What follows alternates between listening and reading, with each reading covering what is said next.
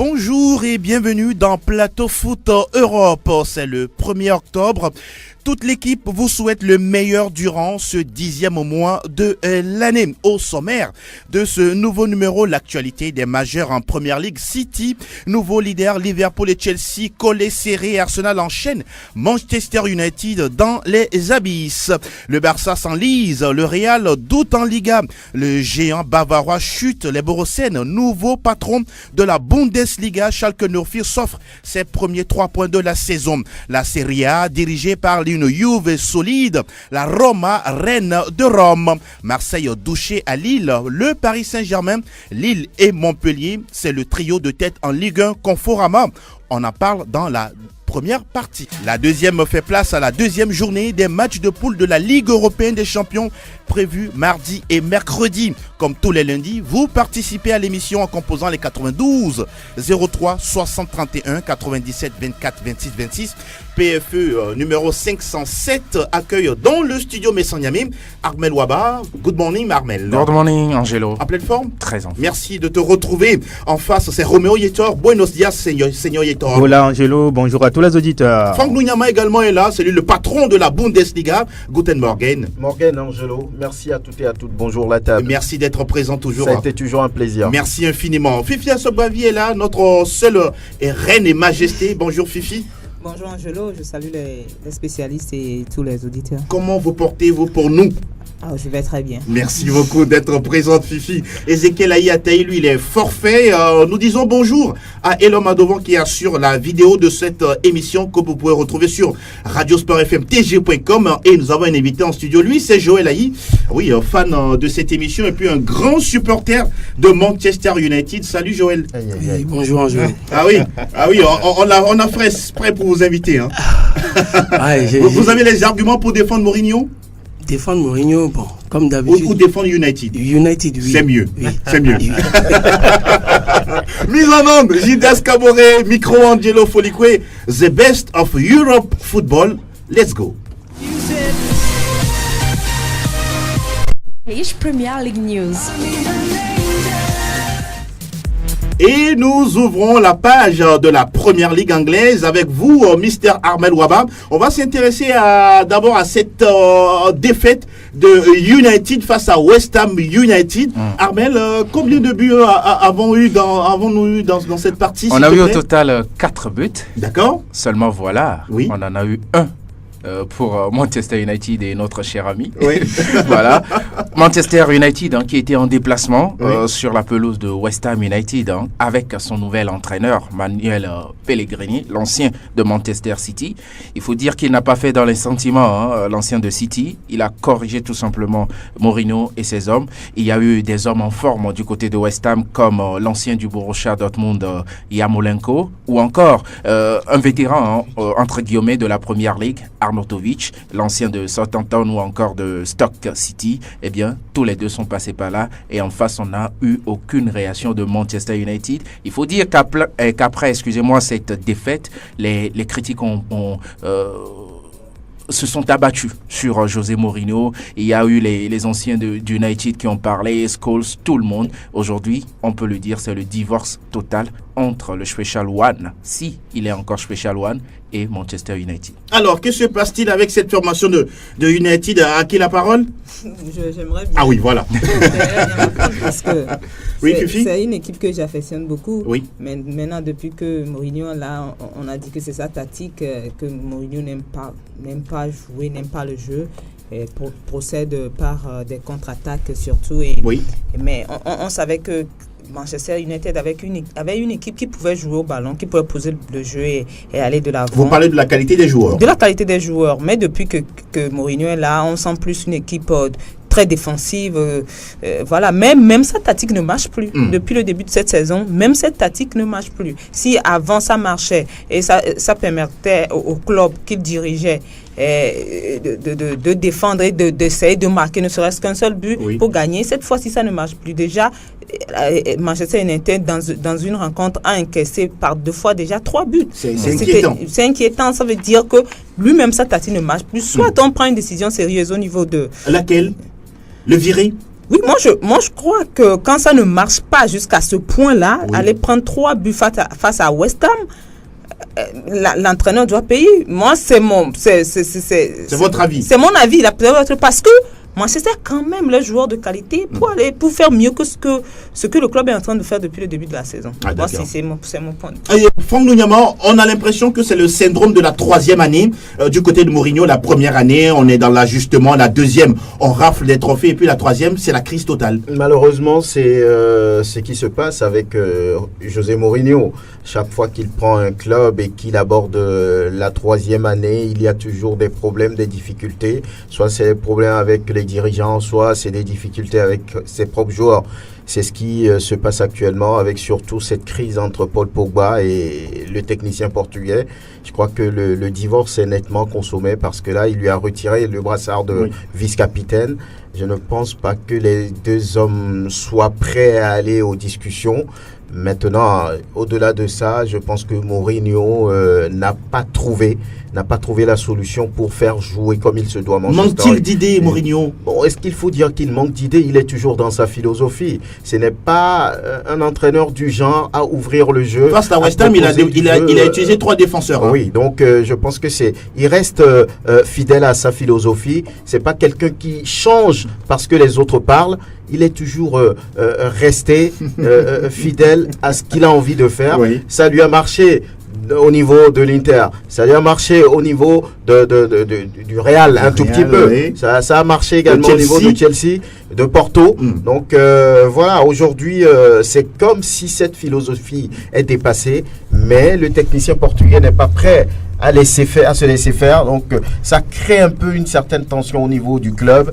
Beaucoup de joueurs comme Paul Scholes, avec qui il est déjà, on va dire, il s'est fâché. Oui. Donc voilà, c'est difficile pour lui. Est-il lâché selon vous? Oui, par une partie des anciens joueurs, par une partie des joueurs qui jouent actuellement au club. Peut-être les dirigeants, pas pour l'instant, parce que je ne suis pas sûr, c'est vrai, ils ont les moyens. Je suis pas sûr qu'ils soient prêts à payer 26 millions d'euros en cas de rupture de contrat. Donc je pense qu'il y a un malaise qu'il faut corriger et Mourinho quand même doit pouvoir faire profil bas pour lui-même d'abord et ensuite pour le club.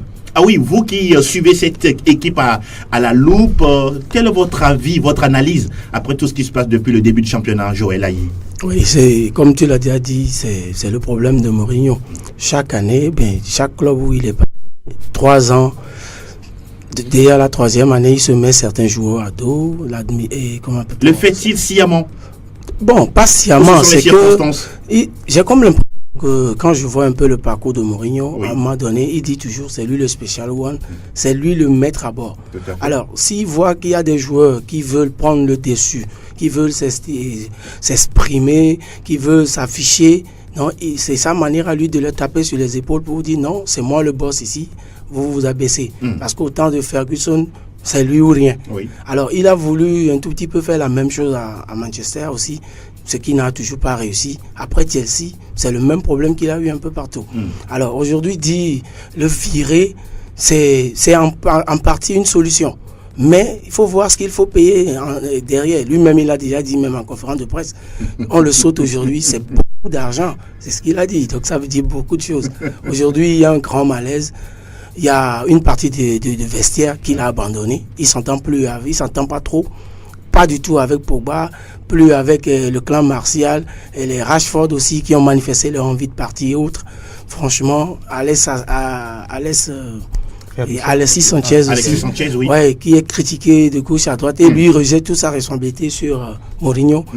Vraiment, il y a toute une cacophonie. Ah oui. Et je pense véritable désarroi. Hein. Oui, la meilleure solution au jour d'aujourd'hui pour Manchester, c'est de réorganiser les choses. S'il faut mettre un tout petit peu Mourinho en biais, mettre pas un joueur de l'effectif, lui donner plus de responsabilité. Je pense que Carrick l'a fait l'année dernière. je pense que ça va vraiment marcher pour cette année. Et Roméo, est-ce qu'aujourd'hui on peut parler du titre qui est très très loin pour United cette saison? Bon, en cet instant, on peut dire que oui, le titre s'éloigne de Manchester United, à moins que les Red Devils se retrouvent et discutent et lavent le linge sale en famille et trouvent une solution à cette crise qui mine le club.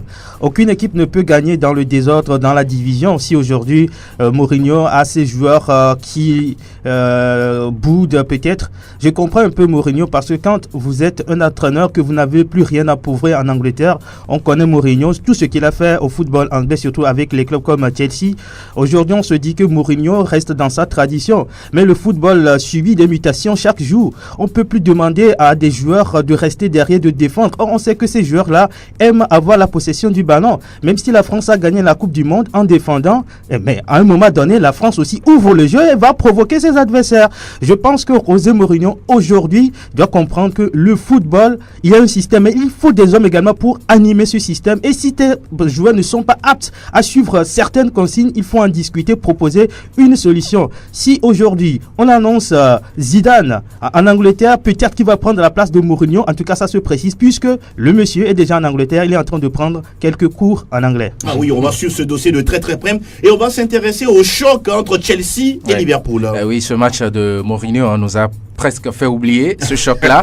Pourtant, c'était l'affiche de la 7e journée. Chelsea à Stamford Bridge qui accueillait Liverpool de Jürgen Klopp. Eh bien, on a eu un match très très animé avec l'ouverture de score d'Eden Hazard, le Blue, et puis quand même ce bijou. Deux buts magnifiques. Deux buts magnifiques, oui, mais quand même le but de ou plutôt de Daniel Sturridge. Oui, Daniel Sturridge. Il n'est pas encore italien. Voilà, c'est Daniele De Rossi. Voilà. Et à l'arrivée, les deux équipes se quittent en bon ami. Voilà, tout simplement, un but partout entre Chelsea et Liverpool, ce qui permet donc à Liverpool de garder la tête de la Première Ligue. Les nouvelles de City? City, oui. City qui était aussi à domicile face à Brighton. Oui, là je l'ai un peu perdu, mais 2-0. Bon 2-0 face à Brighton, oui. exactement. Mais on peut s'intéresser aussi à la victoire 2-0 également des Gunners d'Arsenal face à Watford. Ça va beaucoup mieux pour Unai. C'est ça? Oui, bien sûr. 5e victoire pour Arsenal. Ah oui, ça contente un certain Benoît Noussou. Voilà, mais à domicile, Steve Mounier n'a... Bon, de toute façon, votre ami a disparu des radars. Au classement de cette Première Ligue, on a Manchester City, 19 points, à égalité avec Liverpool. À 2 unités, il y a Chelsea, 17 points. On peut retrouver Manchester United à la 10e place avec 10 points. Et puis quand même le bas du tableau avec des équipes comme Newcastle, Cardiff City, des Pays de Galles, et puis Huddersfield qui ferment la marche de cette Première Ligue. Thank you very much, Mr. Les buteurs, rapidement. Eden Hazard, 6 buts, Agüero 5 buts, Harry Kane 5 buts. Voilà, on y va. On file du côté. Está el tiempo de la Liga.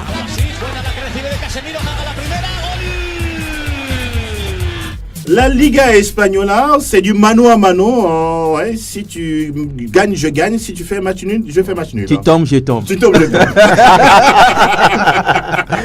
Elle est belle celle-là, Roméo. La 7e journée a encore réservé beaucoup de surprises, surtout dans le football espagnol, avec le Barça qui cale face à Athletic Bilbao. On se souvient, cette même équipe a tenu en échec le Real Madrid sur un score de 1 but partout.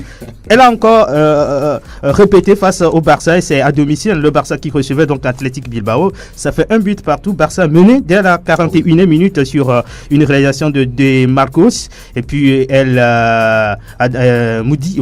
Mounir, justement, à la 84e minute, va égaliser le but pour le FC Barcelone. Il faut reconnaître que dans cette rencontre, Valverde a essayé de changer un peu son système de jeu. On a vu Sergi Roberto, Alex Vidal qui ont commencé la rencontre. Vous parlez d'Arturo Vidal. Arturo Vidal qui ont commencé la rencontre pendant que Messi était sur le banc. Et on a confié donc la direction du jeu à Coutinho qui, en tout cas, a fait pas mal de choses, a provoqué des situations de but, sauf que Luis Suarez, comme toujours en début de saison, est inefficace face au but adverse. Et là, le Barça qui, en tout cas, peut se réjouir de ce match nul, puisque les Catalans étaient menés 1-0. Ah oui, et puis derrière, c'est le Real qui n'en profite pas. Le Real Madrid aussi qui n'en profitait pas. On sait que c'est un derby madrilène entre le Real et Atlético. Oui. Ce sont des matchs toujours compliqués entre les deux équipes, même si Atlético, cette saison, a déjà remporté la première confrontation lors de la Super Coupe d'Europe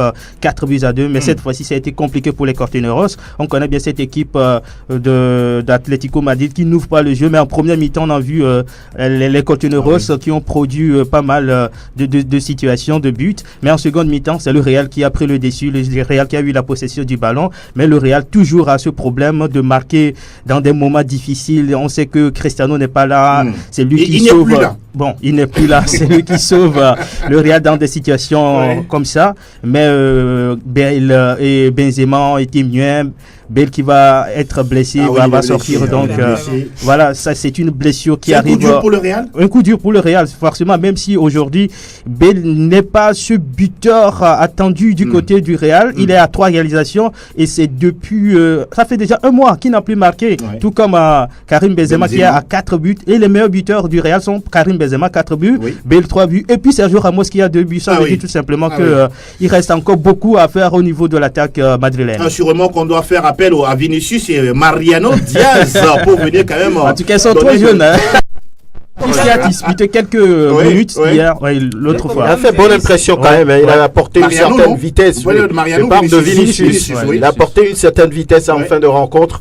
Malheureux pour le Real qui a dominé toute la seconde partie, mais qui n'a pas su trouver la faille. Et comme Roméo le dit, il y avait quelqu'un qui savait le faire. Aujourd'hui, il est de l'autre côté de la juge. Mais donc, et puis cette blessure de Bale, ça n'arrange rien. Il y a un mauvais moment parce qu'on sait souvent que le mois d'octobre est un mois charnière. Vous voulez ajouter quelque chose rapidement? C'est que quand vous prenez un peu le parcours, bien les matchs du Real, on se rend compte que quand c'est un peu difficile, le Real ne s'en sort pas. 1-1 à domicile, c'était face à, je crois, Atlético Bilbao, parce que c'était un club aussi un peu au-dessus des autres. Et puis après, il y a eu le match face à Séville, qui est aussi un grand d'Espagne, et maintenant face à Atlético qu'on connaît bien. Ça montre clairement aujourd'hui que l'absence de Cristiano se fait ressentir. On pensait que après plusieurs matchs du Real avec des victoires, mais c'était face aux petits, on se disait que le Real, ça va pas, l'absence, le départ de Cristiano n'allait pas peser. Mais moi, je me rends compte aujourd'hui que l'absence de Cristiano commence à se faire ressentir. Rapidement, 30 secondes. Le match nul, c'est aussi parce qu'on a eu Thibaut Courtois qui est arrivé à faire 2 face-à-face face à Diego Costa. Il est là pour ça, justement, je suis en train de l'encenser. Et puis, il y a quand même Ceballos. Qui est entré. J'ai eu l'impression de voir un autre Isco. Très technique. Et Modric, un tout petit peu. C'est la fatigue. Avec Toni Kroos. Autre résultat, c'est cette remontée spectaculaire du FC Séville qui a battu donc Eibar. SP Séville en déplacement, bien sûr, 3-1 pour Séville. André Silva qui a également fait... Il est en forme, André Silva. Très en forme ce joueur-là. Et puis Betis Séville à domicile qui bat Leganés 1-0. Betis Séville qui a remis donc Leganés à sa place pour avoir battu... l'FC Barcelone. Le 22-1 pour Alaves. Villarreal 0-1 pour Rayo Valladolid, qui gagne sa deuxième victoire de la saison grâce à un certain Suarez, Gabriel Leonardo, lui c'est un Argentin. Et puis un partout entre Huesca et Gérone. Rayo Vallecano 2-2 pour Espanyol Barcelone. Un autre match a lieu aujourd'hui en clôture de cette 7e journée. Il s'agit de Getafe contre Celta Vigo. C'est bien de le rappeler. Getafe au classement, Barça, Real toujours 14 points. Occupe respectivement le premier et le deuxième rang. Troisième, FC Séville qui déloge Atlético Madrid qui chute au pied du podium avec 12 points, 13 pour Séville. Betis Séville 12, 11 pour Alaves 6e. Getafe est 12e avec 8 points, un match à jouer ce soir. 18e, Rayo Vallecano 5 points, 5 points également pour Huesca 19e. 20e, Leganés au niveau, Leganés à 4 points bien sûr. Au niveau des buteurs, Messi disparaît donc du podium. André Silva du Séville est à 7 réalisations, 6 pour Estuani de Gérone et puis Aspas du Celta Vigo à 5 buts également pour Léo qui est 4e. Voilà qui est dit en ce qui concerne la Liga espagnole. Muchas gracias, señor Yetor. Direction le pays où les géants peuvent tomber. Herzlich willkommen zum Bundesliga. Et oui, le géant, l'ogre bavarois a chuté face à la formation d'Hertha Berlin. On parlait de ce match la dernière fois, ça devait être un grand match. Ça l'a été, Franck. Ça l'a été. Et puis il y a 2 événements au cours de cette 6e journée. Oui. D'abord, la première victoire de Schalke depuis le début enfin. de la saison. Face au Hertha Berlin, ça a été une surprise. Le club bavarois battu 2-0 sur des buts de l'un des meilleurs buteurs de la compétition, Ondrej Duda, le Slovaque. Et puis Ibišević, qui est un vieux briscard, qui a marqué le 2e but pour faire le 2-0 face au Bayern de Munich. Ça a été quand même une surprise durant cette 6e journée, mais il fallait quand même que ça arrive pour dire à... Est-ce que c'est pas une défaite qui arrive très tôt dans la compétition, Franck? Oui, on prend les saisons passées. Le Bayern n'a pas l'habitude de s'incliner face à ces clubs. Cette fois-ci, c'est arrivé parce que Hertha, il faut quand même le dire, fait un très bon début de saison. Ils sont d'ailleurs dans le top 3 au classement. Donc, c'est vrai que sur le niveau du Bayern, lorsqu'on voit un score comme ça, on se dit que c'est surprenant. Mais je crois que sur le jeu produit par Hertha, je crois qu'il méritait quand même de gagner sur d'abord une faute de Jérôme Boateng qui n'avait pas, l'attaquant est complètement désaxé, il vient le faucher, donc il fait une faute assez grossière. Donc 2-0 pour Hertha. Et puis on parlait de cette première victoire du Schalke, ce serait face à Mayence 1-0. Enfin 3 pour cette saison. On fait domicile par Leipzig, 2-1. C'est un doublé du Danois Youssouf Poulsen. Souvenez-vous de la Coupe du Monde. Justement, la Coupe du Monde.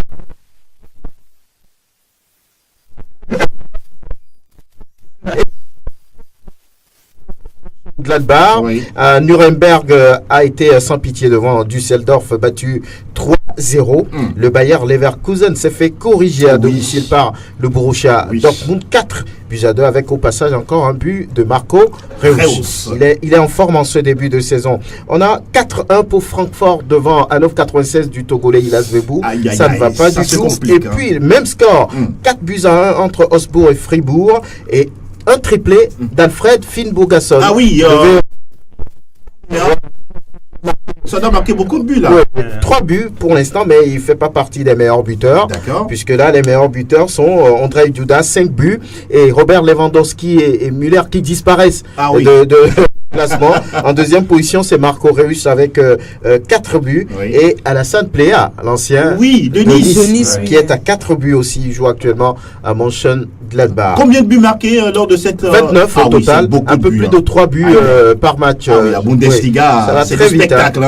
Au classement, la surprise là également, c'est le Borussia qui prend désormais les commandes avec 14.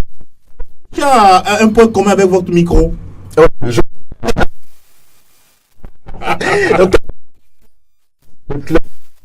Du Borussia Dortmund, deuxième Bayern, 13 points, c'est un petit point qui les sépare.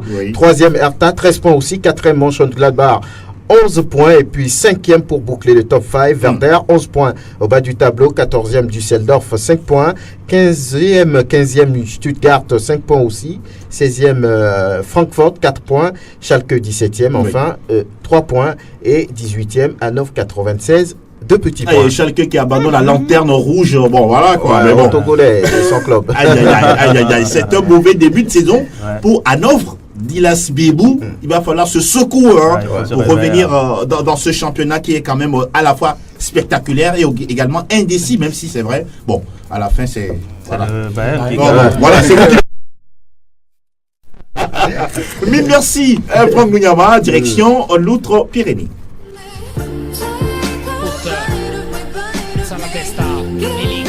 Tutto calcio Italia.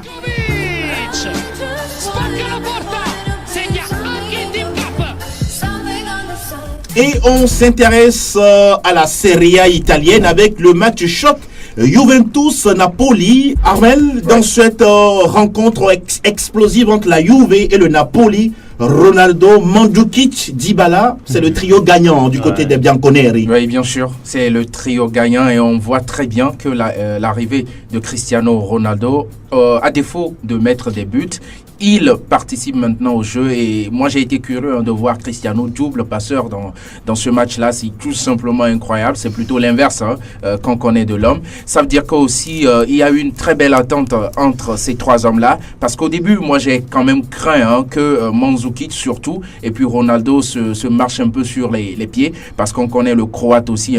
Il n'est pas du genre à laisser un autre buteur prendre sa place. Il a chassé entre-temps Alvaro Morata. Ça veut dire que c'est... Voilà, il a chassé. Ça veut dire que c'est quelqu'un d'orgueilleux. Un buteur, il est comme ça. Mais maintenant, il a su quand même trouver la bonne alchimie entre lui et puis le Portugais. Ça démontre aussi le travail fait, sans doute, par Massimiliano Allegri, qui a dû expliquer à ses joueurs que, bien sûr, vous êtes tous des buteurs, parce que ces trois noms-là, a priori, c'est des buteurs, c'est des hommes providentiels de cette équipe-là. Maintenant, ils ont baissé leur ego, ils ont mis ça de côté pour faire profiter le collectif. C'est très, très intéressant. Ah oui, on va s'intéresser à la belle victoire également du Milan. C'est 4-1 face à Sassuolo qui complètement quitte le top 3. Absolument. Et qui avait surpris tout le monde parce qu'on connaissait Sassuolo, c'était pas un grand nom en Italie, voilà. Donc, mais c'est la logique a été respectée. Milan qui met 4 buts. Qui met 4 buts. Intéressant. La logique a été respectée. Ça montre vraiment que Sassuolo avait bien carburé bien au début, mais avec le temps, ce n'est pas une course de vitesse, c'est plus l'endurance dans le championnat et c'est clair maintenant, c'est logique. Quoi. Et ça doit faire du bien à cette équipe. Hein. Ah oui, pour le Milan, n'est-ce pas? Complètement à la rue. Et l'autre club de Milan, c'est l'Inter qui s'impose 2-0 face à Cagliari. Et puis l'AS Rome qui remporte le derby romain 3-1 face à la Lazio. Ouais, ça c'est une très bonne performance pour l'AS Rome et ça permet justement aux Romains de monter dans le classement. Oui. Quand on veut être européen, il faut gagner des matchs compliqués comme celui face à la Lazio Rome. Voilà. Et le Genoa avec le doublé de Piatek, c'est un joueur qu'on est en train de découvrir du côté de la Serie A italienne, s'impose 2-1 face à Frosinone. Et au classement, on retrouve la Juve. Seul patron avec 21 points, 15 unités pour le Napoli, 13 pour la Fiorentina, 13 également pour l'Inter Milan. Et puis Sassuolo est 5e avec 13 unités. Ah oui, c'est 3 équipes à 13 points. 7e le Genoa avec 12 points. 8e l'AS Rome avec 11 unités. 9 pour le Milan. C'est au bas du classement. On retrouve Empoli, 5 points. 2 pour le Chievo, 19e. Et puis un petit point pour Frosinone, lanterne rouge. Direction Monaco, le champion. Et quel spectacle pour une dernière victoire. 100% Ligue 1, Conforama. Lacazette réussit le sien. 28e but de la saison sous les couleurs de Lyon avant de quitter le club. Direction Monaco. Nous parlons de Monaco. Qu'est-ce qui se passe là-bas, Fifi? Est-ce qu'ils se sont réveillés ou... Pas du tout. On disait le vendredi dernier qu'ils allaient affronter Saint-Etienne et que ce ne sera pas facile parce qu'on a vu Saint-Etienne depuis le début de la saison. Saint-Etienne est quand même 4e au classement et c'est ce qui s'est passé. 2-0 pour Saint-Etienne et Monaco qu'on ne retrouve plus du tout. Ça compliqué. Ne va pas du tout et... C'est pas, il faut sauver quand même, il faut faire quelque chose du côté de Monégasque. Monaco qui vit, messieurs, la situation presque similaire que Manchester United. Non, je ne crois pas. La même chose. Je ne crois pas. Ce n'est pas la même chose. Mais les deux clubs sont en crise. Oui, bien sûr. Mais la crise à Monaco, dans la principauté, elle est beaucoup plus profonde. C'est une crise d'ambition, une crise d'un entraîneur fatigué, lassé de recommencer à chaque fois. C'est une crise des joueurs qui ne se sont pas bien adaptés ou même qui n'ont pas le niveau de jouer en Ligue 1, tout simplement. Ça veut dire que c'est... n'êtes-vous pas trop sévère? Non. Tout ça est justifié parce que quand je prends l'ambition, on ne peut pas dire que les présidents monégasques sont ambitieux. S'ils sont ambitieux, ce n'est que pour mettre de l'argent dans leur poche. Maintenant, au niveau de Jardim, ça fait longtemps qu'il reprend les mêmes choses. À sa place, moi, je serais fatigué. Parce que, je l'ai déjà dit, un entraîneur, ça a besoin d'avoir aussi quelques trophées dans les armoires. Et puis, les joueurs grands sires. Je me demande... Tillmans, Ronny Lopez. Voilà, ce n'est pas forcément de grands joueurs. Même les les quelques qui sont encore restés comme Sidibé, on les sent totalement déconcernés par la chose. Ils ne sont plus concernés. Sidibé a vu partir Lemar, a vu partir d'autres joueurs. Je crois qu'il aura aussi envie de partir. Sauf que maintenant, il faut faire avec pour un bon moment. Ça doit être compliqué pour l'AS Monaco qui est 18e. Hein. Ouais. C'est incroyable. C'est incroyable, tout simplement. L'AS Monaco qui joue quand même en Ligue des Champions. Ligue des Champions. Qui va jouer face au Borussia Dortmund. Ce sera compliqué. La dernière fois que cette équipe a fait une mauvaise saison, elle est retournée en D2. Vous le prédisez ça. ressemble à ce qui s'est passé il y a des années. Je crois que c'était en 2012 ou quelque chose comme ça. Ils ont descendu en D2. Ce n'est pas d'ailleurs la meilleure façon de préparer le match contre le Borussia pour avoir perdu contre Saint-Etienne 2-0, doublé de Wabi Kasseri. Donc Monaco n'avait pas existé. On va s'intéresser à une autre équipe également qui va, on va dire, mal aussi, c'est Lyon. Lyon, on pensait que Lyon s'est réveillé parce que après la victoire en Angleterre, Lyon a enchaîné, je crois, 2 victoires. Et on se disait que c'était bien parti, mais là, on voit que Lyon qui fait match nul à domicile face à Nantes. Nantes qui, depuis le début de la saison... dans un semblant de crise. Qui vient faire match nul face à Lyon à domicile. Là, il faut se poser des questions sur l'inconstance de Lyon en ce début de championnat. Des nouvelles de Lille. Lille qui domine en clôture... Marseille 3-0, Pépé et puis Bamba qui ont été les bourreaux des Phocéens. Vous appuyez sur les mots, hein. Oui, bien sûr. Pépé, je crois, a provoqué 2 pénaltys dans cette rencontre. Et puis Bamba aussi qui a marqué 2 buts. Pépé 1, je crois. Donc ça fait 3-0 pour Lille. Et au niveau de Marseille aussi, il y a un début de crise, hein. Il faut le dire, il y a un début de crise et ça fait 16 buts encaissés par Marseille depuis le début de la saison. En 8 journées, c'est ça? En 8 journées. Et c'est la deuxième pire défense pour le moment de la saison, puisque Guingamp en a encaissé 17. C'est quand même incroyable. L'Olympique de Marseille, 16 buts encaissés en 8 matchs. L'axe de la défense de Marseille est à revoir. Vous la voyez. Rudy Garcia est en train de forcer les choses. Oui, on positionne Luis Gustavo qui est un milieu de terrain de formation. Il n'y arrive pas du tout. Mais la saison dernière, on l'a positionné à ce niveau, ça a marché, ça a fait semblant de... C'est une nouvelle saison. Donc toujours pris de vitesse par Pépé. Voilà, hier, c'était difficile pour lui. Pépé, il n'est pas du tout un bébé. On va l'écouter, Nicolas Pépé, à la fin de cette rencontre face à Marseille. On a marqué le premier but, ils ont poussé, c'était très difficile pour nous de subir comme ça. On avait décidé de les attendre et de jouer en contre et j'en ai eu une et j'ai provoqué le penalty que Joe a marqué. L'an dernier, on manquait d'expérience. Cette année, on en a un peu plus. Quand il y a la victoire, c'est plus facile pour nous d'appréhender les matchs. Il y a la confiance et la confiance aussi joue beaucoup sur les matchs et pour l'instant, et ça se voit bien. Il a dit quelque chose d'assez intéressant, Joël. La confiance nous permet d'enchaîner les matchs. Oui, hier, c'est la preuve.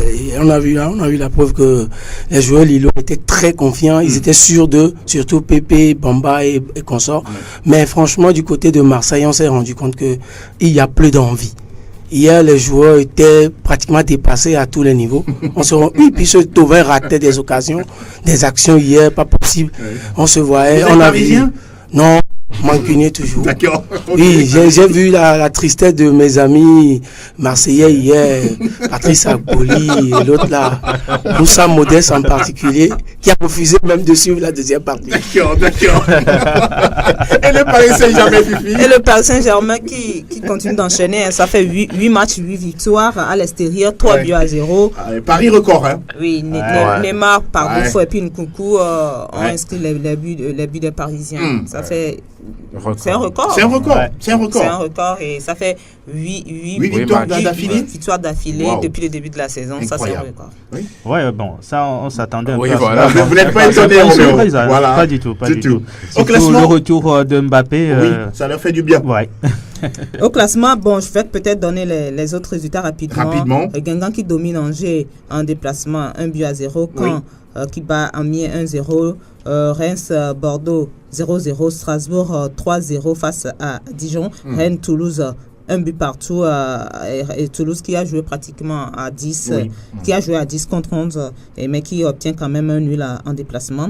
Montpellier qui domine en Nîmes également 3-0. Au classement, le Paris Saint-Germain est en tête avec 24 points en 8 journées. Lille est deuxième, 16 points. Montpellier troisième avec 15 points. C'est vraiment un trio inédit. Hein. On ne s'attendait pas, mais c'est vrai que nous ne sommes qu'à 8 journées de championnat. Il y a encore beaucoup de matchs à venir. Saint-Etienne est 4e avec 15 points. Lyon 5e avec 14 points en bas. On retrouve Monaco 6 points 18e. Nantes 6 points également 19e. Et puis Guingamp 4 points. Guingamp qui a également gagné pour la première fois de la saison. Enfin pour Antoine Comboiré. Et puis en déplacement, déplacement face à Angers. C'est la première victoire. On est content pour Guingamp. L'en avant Guingamp. Au classement des buteurs, allez-y. Neymar qui détrône Thauvin maintenant, 7 buts. Thauvin 2e, 6 buts. Cavani 3e, 5 buts. Et Camano de Bordeaux 5 buts également. Bamba de Lille 5 buts. Et voilà qui est dit sur la Ligue 1 Conforama. Mille merci Fifi Assobavi. Fini pour la première partie. Nous ouvrons la deuxième.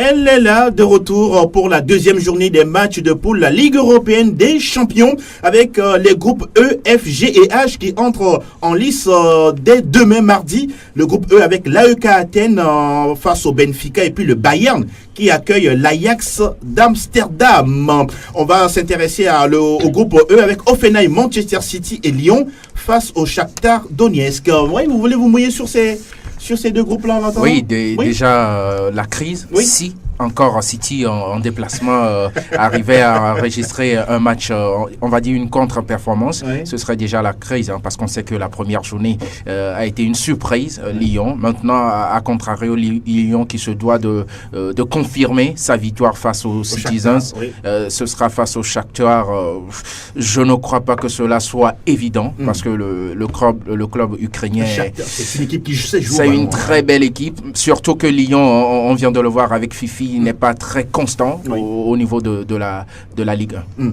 Le Bayern qui reçoit l'Ajax, tout va bien. Oui, tout va bien. De toute façon, c'est une victoire garantie? Bon, garantie peut-être. À l'expérience. Il faudra le mériter sur le terrain parce que le Bayern sort d'une défaite face au Hertha. C'est vrai que c'est pas la même chose, mais le club hollandais est un club qui également joue au football avec des jeunes joueurs qui vont très très vite. Alors du côté bavarois, vous savez que les joueurs ont pris un peu de l'âge, peut-être la vitesse peut les déranger, mais sur le plan expérience, je crois que le Bayern a tout pour gagner une telle rencontre. On va s'intéresser au groupe G, l'AS Roma qui accueille le Viktoria Pilsen et puis le Real Madrid est en déplacement à Moscou pour y défier le CSK.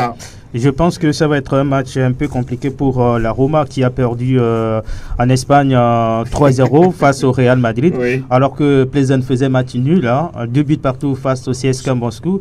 Donc la Roma doit carburer dur pour se relancer. Encore une défaite, même un match nul, si c'est synonyme de défaite pour la Roma, il faut gagner. Heureusement pour la Roma que lors de ce derby, l'équipe a gagné.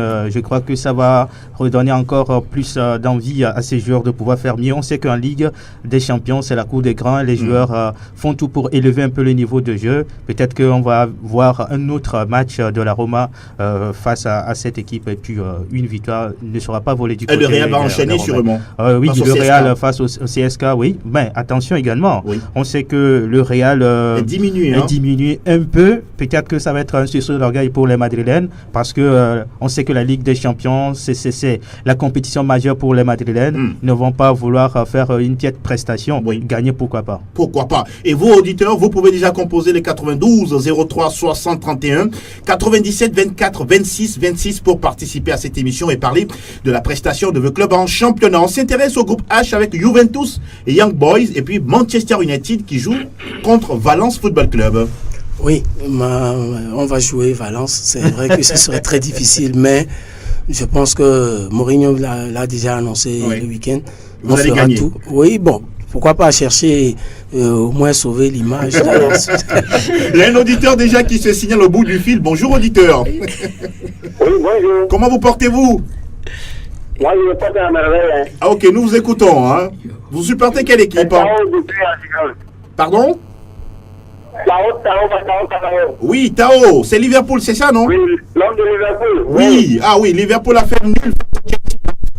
Il est parti ou il est là? Il est parti. Alors, revenez-nous, Tao. Voilà, on va s'intéresser au groupe A qui... il y a quelqu'un d'autre qui est là. Bonjour, auditeur. Alors, bonjour. Oui, comment vous portez-vous? Allô? Alors, bonjour. Oui, bonjour. Parlez un peu plus fort, s'il vous plaît. C'est Denis depuis à programme. Oui, nous vous écoutons. Allô? Oui, nous vous écoutons. C'est quoi votre club? Je vous attends un peu moins. Oui, votre club préféré, c'est lequel, s'il vous plaît? Mon propre, c'est le Real de Madrid. Ah, d'accord. Le Real joue en Ligue des Champions face au CSKA Moscou en mardi demain. Je vous reçois un peu. Ah oui, je pense que vous devez avoir un souci de réseau. Il va falloir vous déplacer pour mieux nous recevoir. Un autre auditeur est en ligne. Bonjour, auditeur. Allô, bonjour. Oui, comment vous allez? Très bien. Nous vous écoutons, s'il vous plaît. Ibro, le Barcelone. Oui, Ibro, comment vas-tu? Je vais très Ah oui, le Barça qui, je pense, joue Contre Tottenham. face à Tottenham. Ouais. Ouh, c'est un lourd morceau. Hein. Non, pas trop lourd, hein. Ah bon? Parce que Tottenham va croire que nous sommes dans le coma. Ah ouais. Vous êtes dans le coma, c'est ça? Ouais, bon, comme on a une petite migraine. C'est un palu? Une petite migraine. C'est comme ça, mais on va les défendre à Wembley là-bas. Oui, mais comment vous expliquez le match nul face à l'Athletic Bilbao? Non, nous sommes tranquilles. C'est les Madrilènes qui vont s'inquiéter. Ah oui. D'accord. Deux fois, ils n'ont pas pu saisir l'occasion. Donc, c'est fini. Ah Ils oui, ne donnent pas trois fois. c'est ça. On a chuté deux fois, voire une défaite même déjà, mais ils n'ont pas pu saisir. Donc, nous, on se frotte les mains.